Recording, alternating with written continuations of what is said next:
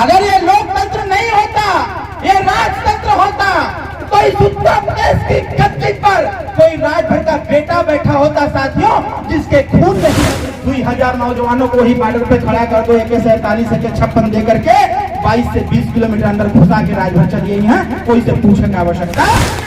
राजभर अमर रहे, महाराजा सुहेलदेव राजभर अमर रहे। सबकी पार्टी हो सकती है, तो इस देश के लोकतंत्र में सुहेलदेव भारतीय समाज पार्टी, राजभर समाज की पार्टी होनी चाहिए। ऐसी पार्टी का निर्माण करना, ये सिर्फ एक तस्वीर नहीं है, ये महाराजा सुहेलदेव राजभर एक नाम नहीं है, ये राजभर एक जाति नहीं है, ये राजभर एक ब्रांड बन चुका है साथियों।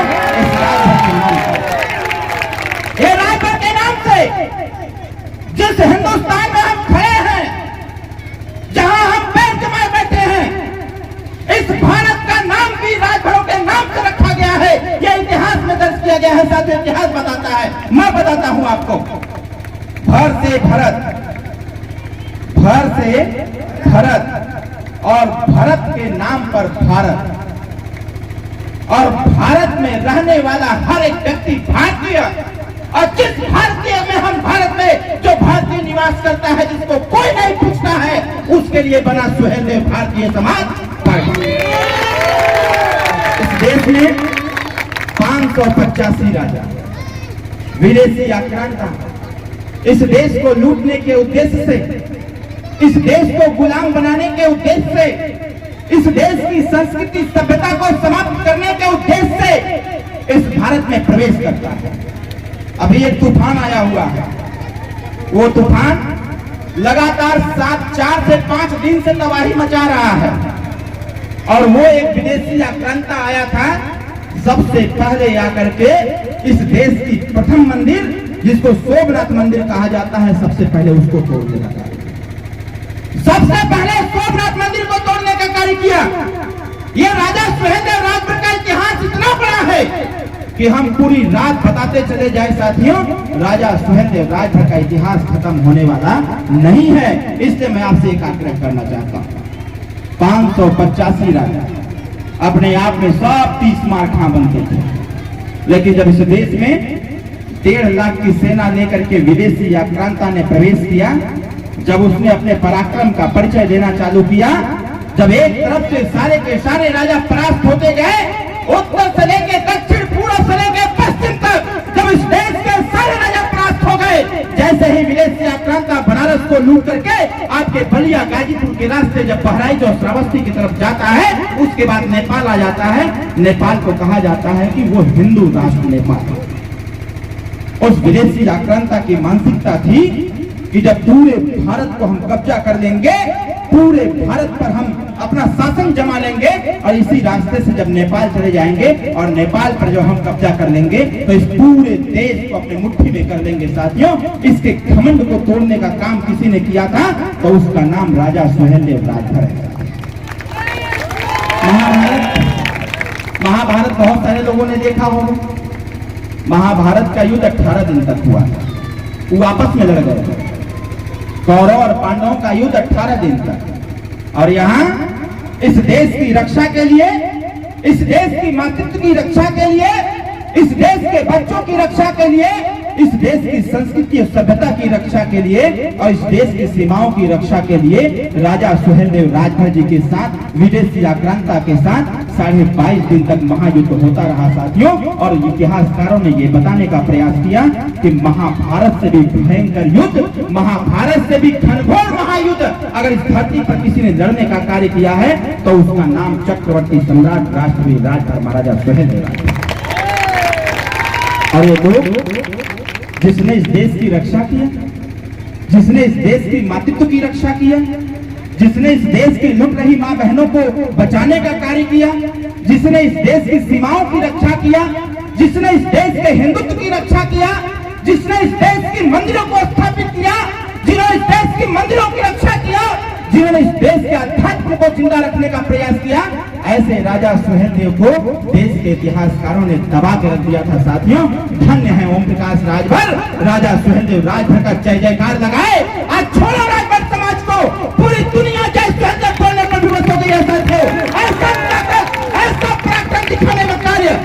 किसी ने किया था तो उसका नाम राजा सुहेलदेव राजभर था साथियों, और दूसरा कोई व्यक्ति है इस धरती पर तो उसका नाम ओम प्रकाश राजभर है। जैसे आपके साथ धोखा होता है, राजभर समाज के साथ आज से धोखा थोड़ी हो रहा है।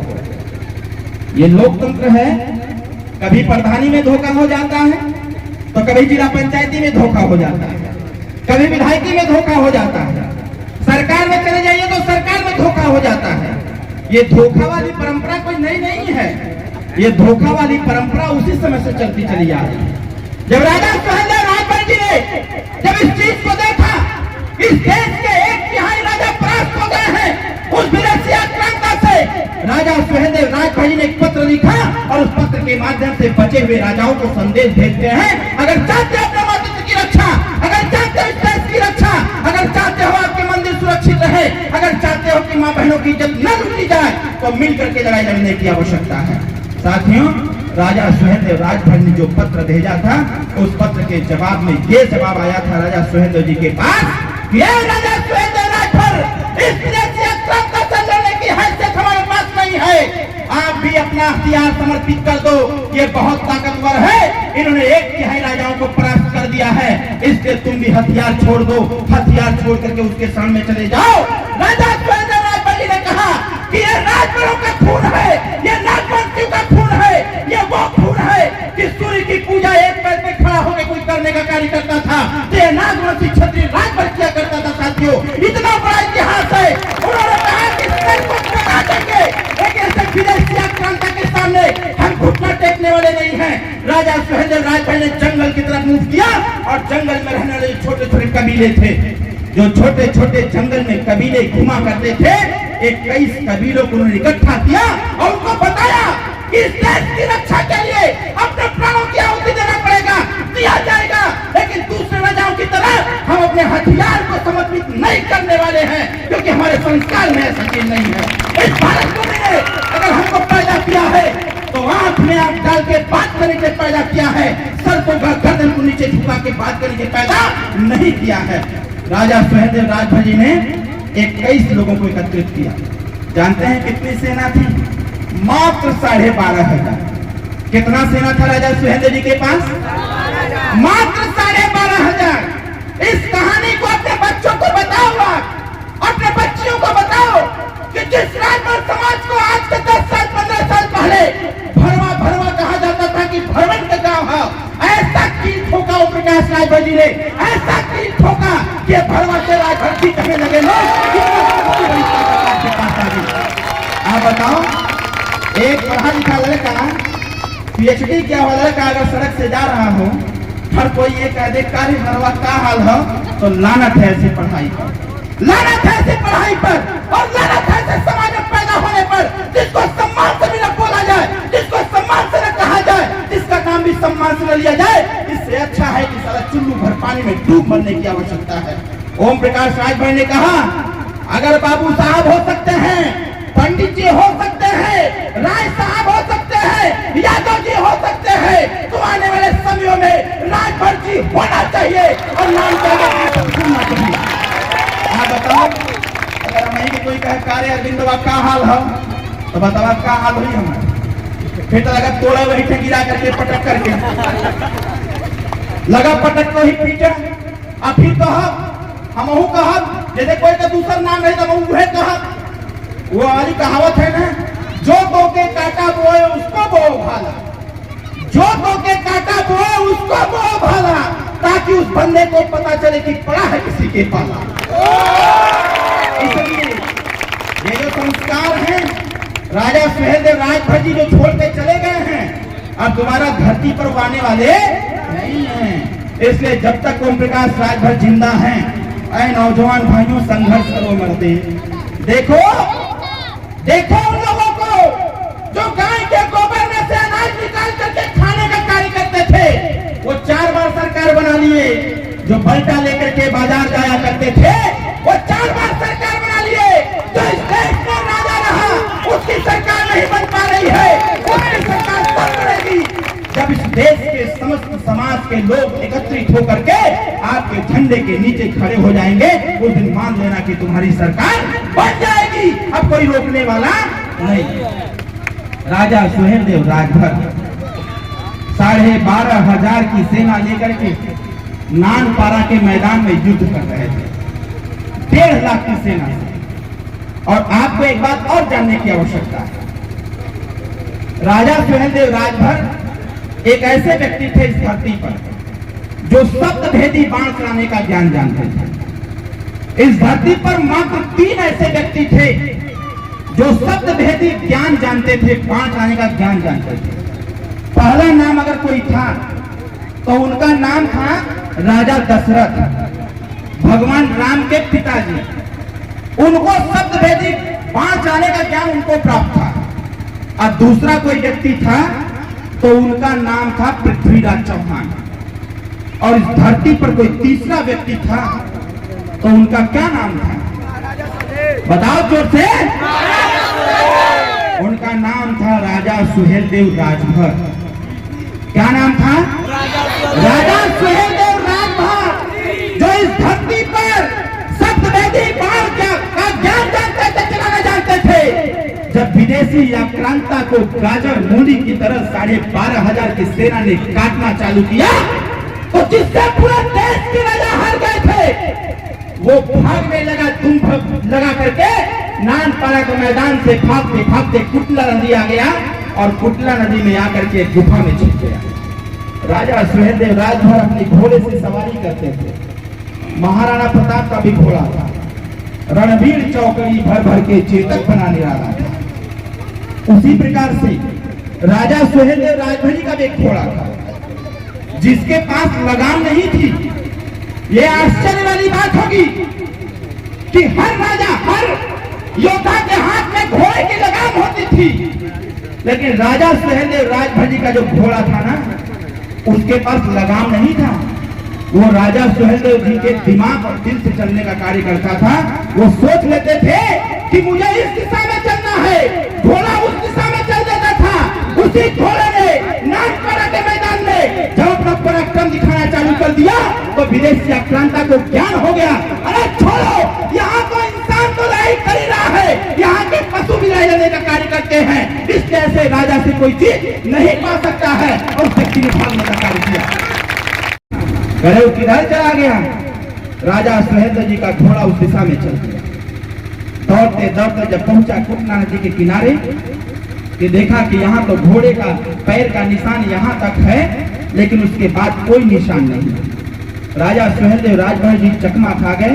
वो वहीं खड़ा होकर लगे देखने और सोचने लगे कि आखिर गैर कहाँ। और सोचते सोचते उन्होंने देखा कि इधर एक गुफा है, उसमें मकड़ी ने झाला लगा रखा है। अभी हमारी सुनीता राजभर जी हमसे कह रहे थे कि सर केकड़े ने पूरा झाला लगा रखा था।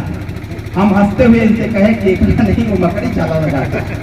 और अगर मकड़ी ने झाला लगा रखा है तो आज विजय दिवस के कार्यक्रम में हम लोग बैठे हैं। निकालो तलवार और झाले को काट दो, ताकि जो समस्या आपके यहाँ खड़ी हो चुकी है उस समस्या का अंततः नाश हो जाए, जिस प्रकार से राजा सुहेलदेव जी ने किया।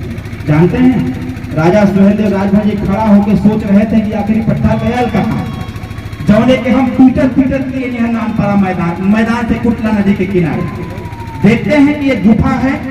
उस गुफा पर पूरा मकड़ी ने झाला लगा रखा है और राजा सुहेलदेव जी का ध्यान उस पर जाता है तो वो कहते हैं कि जैसे पुरानी परंपरा है, किसी घर को छोड़ दीजिए 2-4 महीने के लिए तो मकड़ी उस पर झाला लगा देती है, दरवाजे पर लगा देती है, खिड़की पर लगा देती है। तो उन्होंने कहा कि इसमें जब किसी का आवागमन हुआ ही नहीं है तो इसलिए मकड़ी ने झाला लगा रखा है। सामने देख रहे हैं तो पूरा जले जल है, पूरा कमल का फूल खिला हुआ है। सुहेलदेव जी आश्चर्यचकित हो जाते हैं कि आखिर गए कहाँ। तब तक उनका ध्यान जाता है उसी गुफा के ऊपर एक गिरगिट बैठा रहता है। वो अपना गर्दन बार बार नीचे ऊपर करता है। सुहेलदेव जी को समझ में नहीं आता है, वो बार बार गर्दन ऊपर नीचे करता है। राजा सुहेलदेव जी को समझ में नहीं आता है। घोड़े की निगाह गिरगिट पर जाता है। वो दोनों पैर उठा करके जब जैसे ही जमीन पर मारता है, सुहेलदेव जी को समझ में आ जाता है कि छल हो रहा है मेरे साथ। और सुहेलदेव जी निकल आती और सांस को मान करके, जैसे हम नाक से सांस लेते हैं ना, इस सांस को मानक मान करके उन्होंने एक मंत्र पढ़ा कि चाहे जीव हो, चाहे कीड़ा हो, चाहे मकोड़ा हो, चाहे जंतु हो, कोई हो, ये बाण बाण उसी को जाके लगना चाहिए जो सांस हमारे कानों तक आ रही है। और जैसे ही राजा सुहेलदेव जी ने उस तीर को मारने का कार्य किया और वो तीर ऊपर जाकर के सीधे उस गुफा में जाता है और जाकर के विदेशी आक्रांता के सीने में लगता है और त्राहिमाम करते हुए बाहर आ जाता है। वो बाहर आ जाता है, बाहर आकर के जिसने इस देश को घुटना टिकाने का कार्य किया था उस व्यक्ति को राजा सुहेलदेव राज ने घुटना टिका दिया और उसका निकाला 84। जब अपना शासन होगा तो अपना प्रशासन होगा, जब अपना प्रशासन होगा तो अपने बच्चे और बच्चियों को नौकरी आराम से दे दिया जाएगा। फिर कॉलर टाइट करके हम इस सड़क पर चलने का कार्य करेंगे, फिर कोई भरवा नहीं कहेगा। जो राजभर जी कह रहे हैं आने वाले समयों में सलूट मार के कहेंगे राजभर साहब आप चलिए आगे बढ़िए, आपका ही पूरा राज चलेगा। इसलिए साथियों अपने बच्चे और बच्चियों को जरूर पढ़ाइए और आपस में मारपीट मत करिए, आपस में सामंजस्य बनाइए, क्योंकि बहुत सारे लोग डिवाइड एंड रूल पर चलना चालू कर दिए। आपकी एकता को देख करके बहुत सारे लोगों को समस्या उत्पन्न हो गया। कोई प्रधानी खातिर आपके लड़ा दे था, कोई जिला पंचायती खातिर आपके लड़ा दे था, ऐसे ऐसे बचे की आवश्यकता है। अगर संख्या आपका ज्यादा हो तो प्रधान आपका होने के चाहिए, अगर संख्या आपका ज्यादा हो तो फिर आपका बीडीसी होना चाहिए, अगर संख्या आपका ज्यादा हो तो जिला पंचायत आपका होने के चाहिए। साथियों मैं बता रहा हूं अगर लोकतंत्र नहीं होता, अगर ये लोकतंत्र नहीं होता, ये राजतंत्र होता तो इस उत्तर प्रदेश की गद्दी पर कोई राजभर का बेटा बैठा होता साथियों, जिसके खून में ही युद्ध लिखा हुआ है, जिसके खून में ही क्रांतिकारी तेवर है। हम एक बयान दे दिए थे, एक बार बस्ती गए थे, कार्यक्रम में बयान दे दिए कि भाई जब अहिर रेजिमेंट हो सकता है, जाट रेजिमेंट हो सकता है, कोई रेजिमेंट हो सकता है, तो ये बताओ भैया राजभर रेजिमेंट काहे ना होए के चाहिए। लोगों ने कहा, मीडिया ने कहा कि राजभर रेजिमेंट हो जाएगा तब क्या होगा। हम के जवन चाइना आंख दिखावा था बार बार की भारत में घुस जाए, भारत में घुस जाए। हम कहा था कि 2000 नौजवानों को ही बॉर्डर पे खड़ा कर दो, AK-47 AK-56 दे करके 22 से 20 किलोमीटर अंदर घुसा के राजभर चलिए, यहाँ कोई से पूछने की आवश्यकता। अरे जेकर इतिहास हो, जेकर इतिहास है उतना बड़ा हो कि 12,000 1,20,000 को भारी रहना, इतना कटान कटना, इतना कटान कटना कि आज भी जाके नानपारा के मैदान में देख रहे हो, बहराइच और श्रावस्ती नानपारा के मैदान से लेकर के कुटला नदी तक देख लीजिएगा, जिसका प्रत्यक्ष प्रमाण वहां पर है कि आज भी वहां की मिट्टी लाल ही आपको मिलेगी। साथियों वो मिट्टी लाल ऐसे ही नहीं हुई है, वो राजा सुहेलदेव राज के पराक्रम की देन है कि वहां की मिट्टी भी लाल है। इसलिए हम कह रहे हैं ये तो तनी थाई हम कैसे बोलत थे, अब वही तक ट्रेलर रहा पिक्चर तो बड़ा बाद में दिखाई नहीं, तो इसे समय आवा दीजिए, समय बहुत ज्यादा हो गया, इसलिए मैं बहुत बहुत बधाई देते हुए जे जहां बा वही खड़ा हो जाए, जे जहां वही खड़ा हो जाए।